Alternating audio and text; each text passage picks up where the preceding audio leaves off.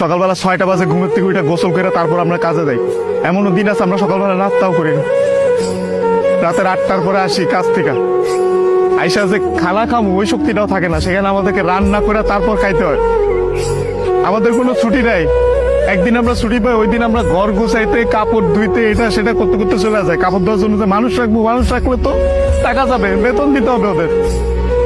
ওই টাকাটা বাসায় আপনাদেরকে পাঠাই, তারপর ওইটা দিয়ে আপনারা ফুটানি বানান। এই যে ইস্ত্রি করা, এই যে বাজ আলা কাপড় বেড়া ঘুরেন। আর এই যে কাপড়, আমরা কাপড় পরতে পারি না ওইখানে। এই যে এখানে দেখেন না ভালো ভালো কাপড় পরে ঘুরতেছি, এটা খালি আব্বা আম্মা আত্মীয় স্বজন দেখে ভাবে যে পোলা অনেক সুখে আছে। ওখানে তো জামা কাপড় পরার টাইমই পাই না আমরা। কখন জামা কাপড় পরবো? সারাদিন তো ইউনিফর্ম পরেই থাকা লাগে। রাতের বেলা খানা দানা খাওয়ার পরে এই যে 5টা মিনিট মা বোন বাপের সাথে কথা বলি, ওইটাই আমাদের জীবনে সারাদিনের সুখ।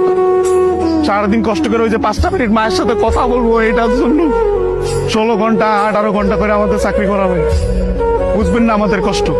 আমরা হয়েছে পৃথিবীর সবচেয়ে বড় মৃত্যু, কারণ আমরা উঠতে উঠতে মিথ্যা কথা বলি। মা যখন জিজ্ঞেস করে বাবা খাইছ না, বলি খাইছি। কি বলবো, আর তো বলতে পারবো না। মা যখন জিজ্ঞেস করে কেমন আছিস বাবা, বলি ভালো আছি। অসুখ হইলে ডাক্তার দেখাই না, ডাক্তাররা অনেক টাকা দেওয়া লাগবে। মা জিজ্ঞেস করে বাবা ডাক্তার দেখাইছিস, ওষুধ খাইছিস, বলি যে খাইছি। কিছু বলার নাই তো, মিথ্যা বলো ছাড়া কোনো উপায় নেই। আমাদের মতন মৃত্যুকার কেউ নেই। আমাদের কোনো ঈদ নাই ভাই, ঈদ করেন আপনারা। আমরা সেবাই পোলাও পরবা খাইতে পারি না। সকালবেলা উইটার নামাজ পড়তে গিয়ে আইসা বন্ধুরা একজন আরেকজনের জড়ায় ধরে কান দি। আর মা বাপ নাই, কি ঈদ করবো?